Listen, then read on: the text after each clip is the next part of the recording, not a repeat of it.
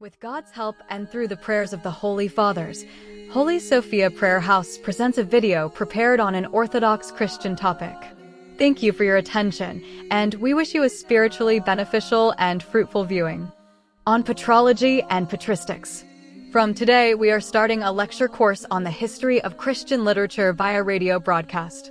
Although this course is connected with many practical aspects, in-depth study, namely familiarization with sources, working on texts, and so on, which is carried out within the walls of the Theological Academy, where the mentioned course is read in full. But since there is a great interest, and we have often heard about it from the faithful, so that they too can receive information about this most important discipline, we can even say, about the most important science, even if it is relatively more general. Based on such interest, we have decided to provide interested listeners with the most essential information from the history of Christian literature on the air, as far as possible, in the form of separate conversations, approximately 20-minute conversations. Of course, it is understandable that Christian literature is a large volume, an inexhaustible sea, and accordingly, a certain emphasis, special attention to certain sections is necessary. That is, it will obviously not be possible to convey the entire volume in its entirety, or it will be extremely long. Due to this complexity, we prefer to pay primary, most essential attention to relatively lesser-known sections from the history of church literature, to relatively lesser-known figures, and as for universally known monuments and authors. We will also have a detailed lecture about them, to the extent that it is convenient on the air, but in individual cases, we may refer to certain publications where the listener himself will seek a more extensive analysis and discussion. The first thing that should be said in connection with the history of church literature and church literature in general is the definition of a certain term for the listener. Definitions of terms should always precede any disciplinary course so that we do not have to redefine them at each step when using this or that term. One such term is patrology, which is usually, and has been for a long time, called the history of church literature, but there is another term, patristics, which is also probably familiar to the listener. And the relationship between these two terms sometimes creates a certain problem. We think that their content is not always properly understood. Usually, for the most part, these two terms are really synonymous, but in any case, a language that has two formally different words, even if they are fundamentally the same, always makes a substantive differentiation between them in order to make speech more expressive. These two terms, despite their synonymy, would be more convenient if we used them with some differentiation, and this differentiation has already been confirmed in separate research works. We, too, if we examine these terms further, will necessarily present their content with separate nuanced differences. Here we mean the following. Patrology and patristics are identical in the sense that these two terms are identical to each other in the sense that both of them refer to ecclesiastical writings, church literature. But the difference lies in the fact that patristics refers to church literature itself, that is, to those monuments, to the set of monuments that we have preserved from the fathers of the church. As for patrology, it is the science of this literature. The set of mentioned monuments, that is, patristics itself. In other words, patristics is the material to be studied, and the discussion and analysis of this material is patrology as a discipline. For comparison, for example, ancient Georgian literature or literary literature in general is a set of monuments, but the study of literature is the science of studying these monuments. This is the relationship between patristics and patrology. Patristics as, again, we note the totality of the works of the Eleusinian Fathers, these works themselves in their entirety, and patrology as the discipline of scientifically studying this unity, this great treasure. Therefore, our course is, of course, the same patrology, and the subject of our study is patristics. Despite this, we still call our conversations about church literature, or, if you want to say so, about Christian literature and not patrology itself. Despite the fact that recently, patrology has been used by researchers in the sense of the history of Christian literature, we still think that there is a certain difference between these two understandings, and this difference should be emphasized. In particular, it would be better to mean by patrology the works of the Orthodox teachers of the Church, the history of Orthodox church literature, because this term captures exactly this. Pater is father, logia is speech, knowledge. And accordingly, if we translate patrology into Georgian, we can get such a term as patrology or patrology, and by fathers we, of course, always mean Orthodox movements. In this sense, it is better to call patrology in the sense of the history of Orthodox church literature and patristics in the sense of liturgical literature. And the history of church literature, or the history of Christian literature is understood in a broader sense and includes not only the works of Orthodox teachers, but also those works that are heretical in various respects, but without which, just as church history cannot be discussed, the history of church Orthodox literature cannot be discussed either. And this is for the reason that in many cases the nature of the works of this, or that teacher, this, or that Holy Father becomes clear to us precisely against the background of the analysis of those heretical works against which this, or that Orthodox work was written. It is impossible for us, for example, to deeply understand the anti-heretical writings of Saint Athanasius of Alexandria. These works are specifically directed against the non-Arian heresy. If we do not know what Arianism actually means, who the Arians were, what writings they wrote, and what led to such a relentless fight against them by this one of the most illustrious fathers of the Church. The same can be said about Saint Cyril of Alexandria. If we do not know what Nestorianism is, who Nestor was, where this terrible perversion comes from, who his followers were, and what works were created by these heretics, the scope and range of Saint Cyril of Alexandria's theological work will certainly remain somewhat inexplicable, because this teacher aimed to eradicate this very heresy throughout his life, and, of course, he did not explain it everywhere. Taking into account that this background is known to the reader and listener, and for us, when we study and transmit the history of ecclesiastical Orthodox literature, this background must be known in order to fully appreciate the work and merits of this or that church father. Moreover, it is often stated by the fathers of the church that the doctrinal literature, despite its extreme perversion and negative consequences, on the one hand also showed positive qualities, it also had a certain positive result. This result is only that a much deeper explanation of this or that dogma, this or that aspect of this or that correct teaching, was carried out precisely when a given dogma or a given aspect of correct teaching was threatened.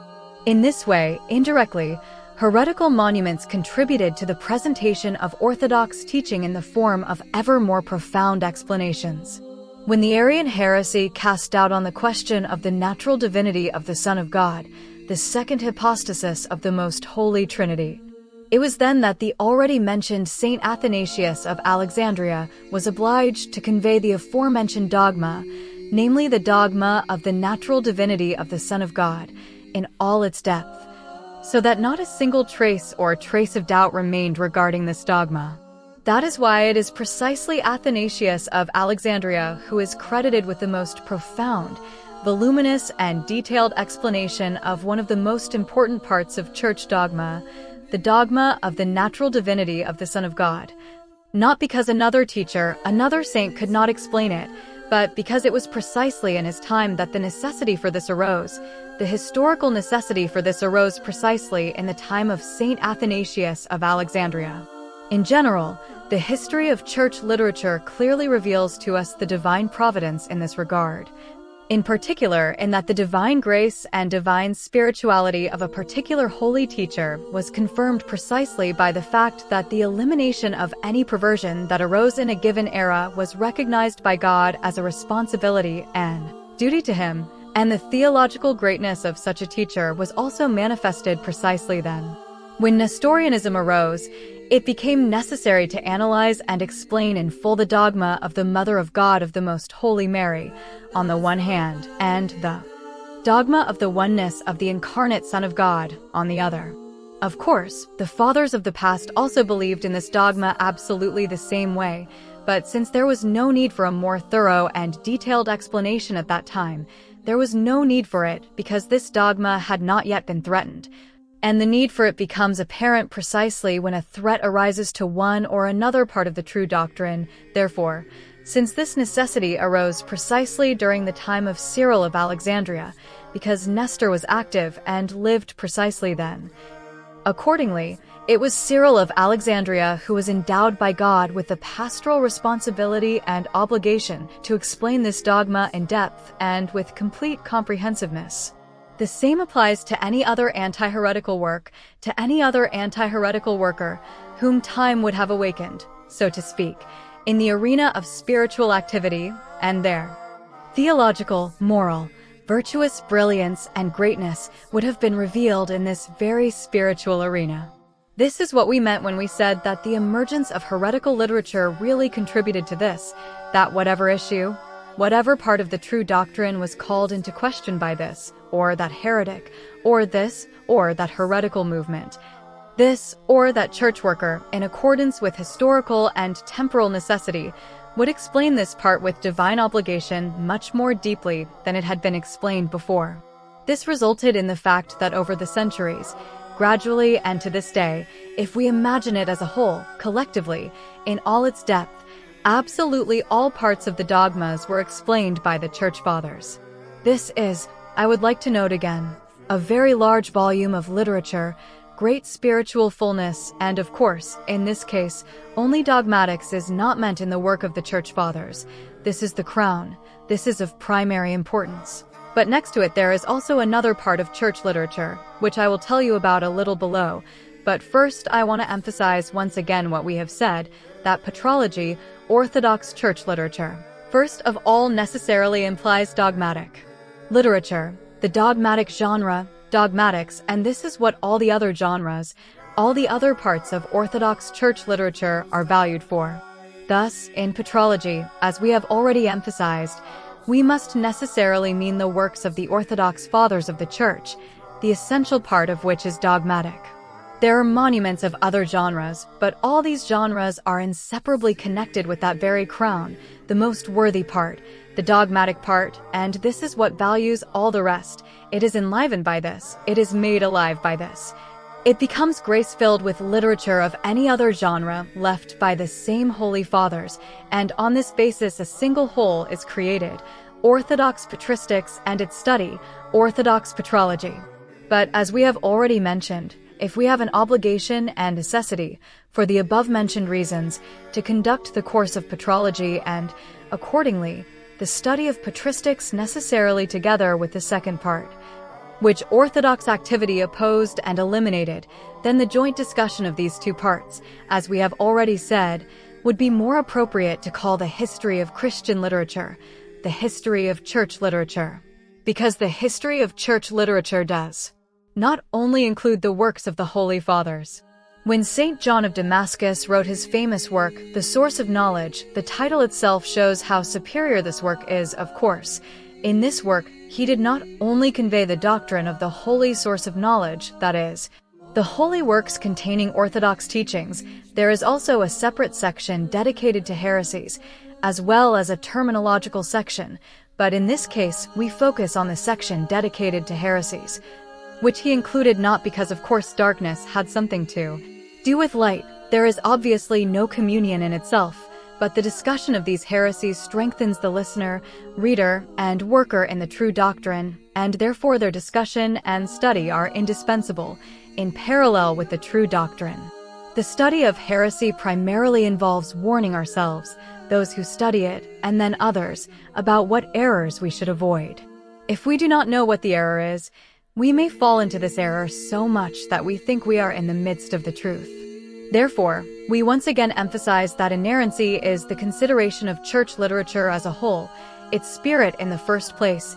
This is Orthodox literature, and seeing the height of this spirit as a result of the analysis of the distorted part, as a background, as a fall.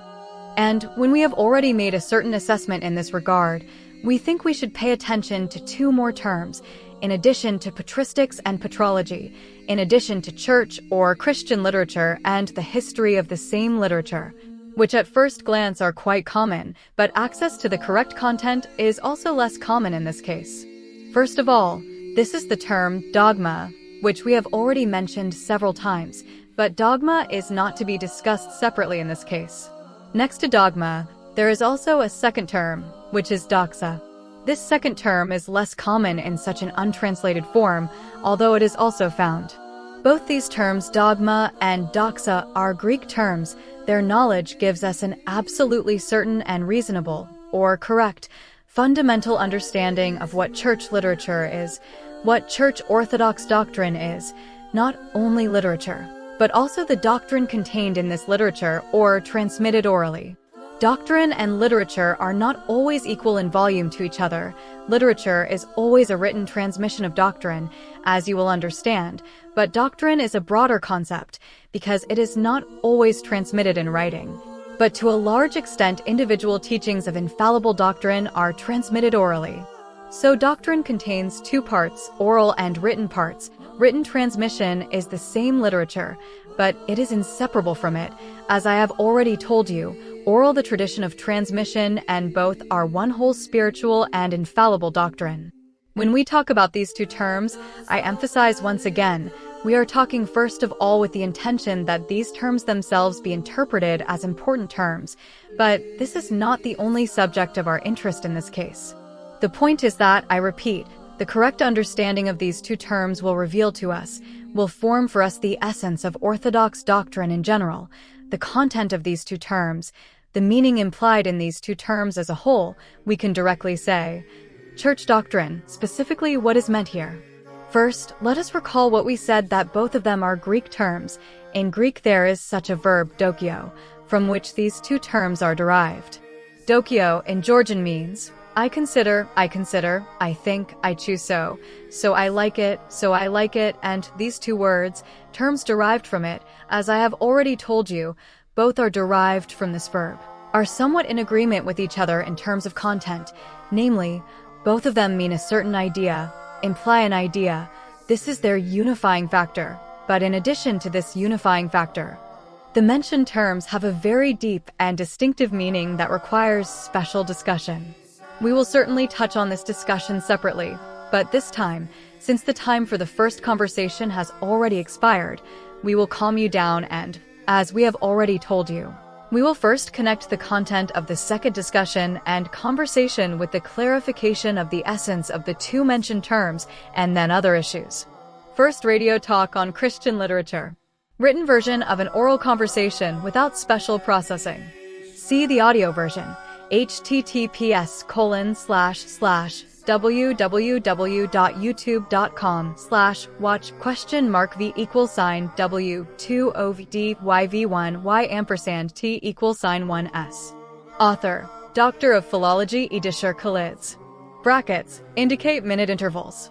If you find an error in the written version, please write to us. The sources are translated by docs.google.com.